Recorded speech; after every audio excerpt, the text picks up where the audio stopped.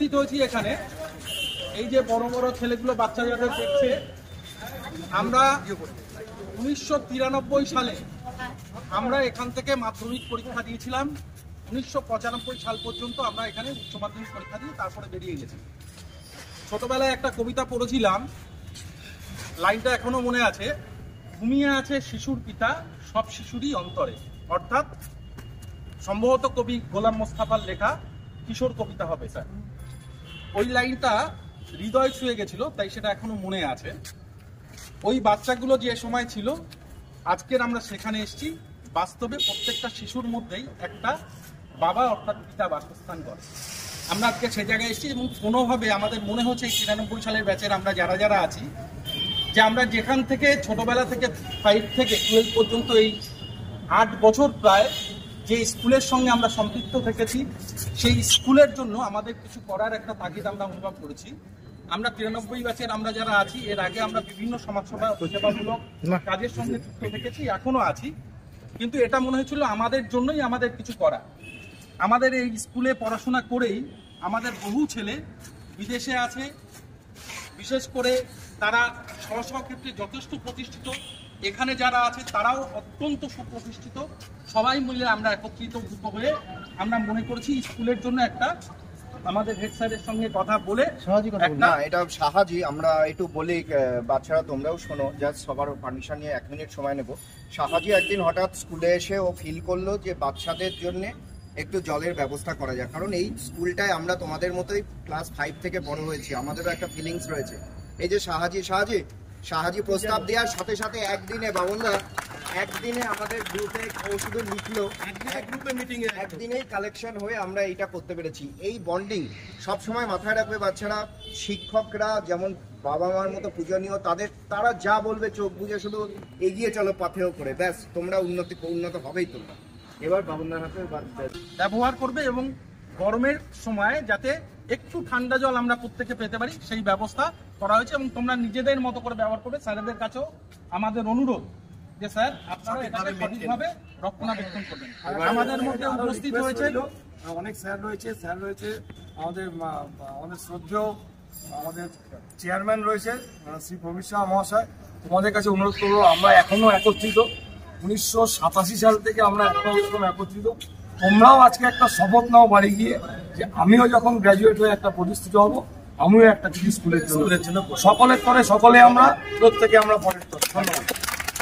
এবার আমাদের মধ্যে উপস্থিত আছেন আমাদের নবরাজপুর পৌরসভার মানবিক চেয়ারম্যান অর্থাৎ পুরপ্রধান আমাদের প্রবীর সাহা বাবনদার হাতে প্রথমে পুষ্পস্তবক তুলে দেওয়ার জন্য অনুরোধ করছি।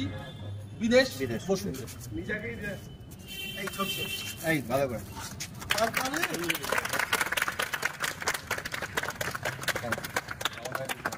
এবার আমাদের 93 ব্যাচের তরফে একটা মোমেন্টো অর্থাৎ স্মারক আমরা তুলে দিতে চাইছি আমাদের পুরপ্রধান প্রবীর শাহর হাতে। কৌশিক মিত্র সবাই যা এবং এই মঞ্চে উপস্থিত আছেন আমাদের টিচার ইনচার্জ সৌরভ বাবু সহ সকল শ্রদ্ধাভাজন শিক্ষকরা, আমার প্রিয় ছাত্ররা এবং আমার বন্ধু এবং ভাই সম্পর্কিত 93 ব্যাচের সব ছেলেরা এখানে আছে। এখানে একটা ভালো জিনিস, সেই ওয়াটার পিউরিফায়ার অ্যান্ড কুলার অংশ। হ্যাঁ, এবং এটা কুলারও অংশ, অর্থাৎ তোমরা ঠান্ডা জলটাও পাবে। তবে এটাকে আমি একমত, যেটাকে সুন্দরভাবে কিন্তু আমাদের মেনটেনটা করতে হবে। যতক্ষণ এটাকে ঠিকভাবে মেনটেন করা যাবে, ততক্ষণ এটা ভালোভাবে পরিস্থিতি বানিয়ে যাওয়া তোমাদের। এটা একটা সুন্দর গিফট 93 ব্যাচকে দিল এবং আজকে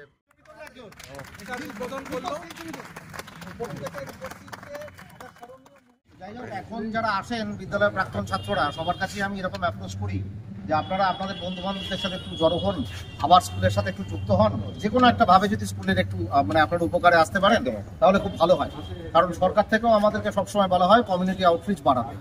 তো আমি ভাবতেও পারিনি যে ওই দিনের মধ্যে উনি আপনাদের এতজনকে জড়ো করে এরকম একটা উদ্যোগ আমাদের জন্য নেবেন। 170-75 এটা একটা অসাধারণ ঘটনা এবং আমি মনে করছি আপনাদের এই ইয়েতে স্কুলের 75 বছরের যে প্রাক্তনীরা আছেন, দেশে বিদেশে প্রতিষ্ঠিত, তারাও নিশ্চয়ই এর মাধ্যমে তারা অনুপ্রাণিত হবেন এবং আবার স্কুলের সাথে যুক্ত হবেন। এবং স্কুলটাকে আমরা মনে হয় যে স্কুলের সার্বিকভাবে আমরা স্কুলটাকে সেই রকম জায়গাতেই এখন ধরে রাখতে পেরেছি এবং আরও উন্নতির দিকে আমরা স্কুলটাকে নিয়ে যাব। এবং সেক্ষেত্রে আপনাদের সহযোগিতা সত্যি আমাদের খুব ভালো লাগলো। সবাইকে ধন্যবাদ আপনার। Thank you.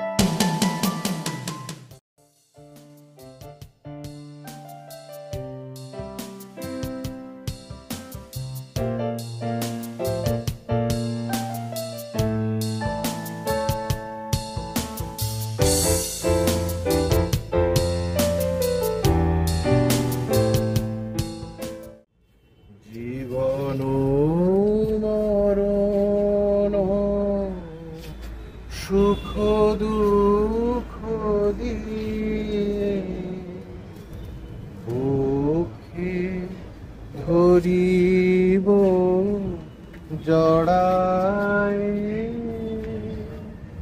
চরণ ধরিতে বিয়োগ আমারে নিও না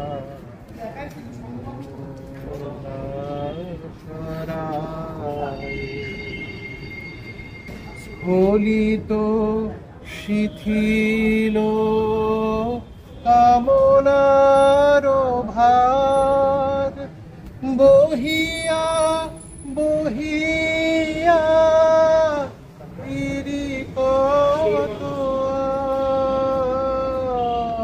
স্খলিত শিথিল কামনার ভার বহিয়া বহিয়া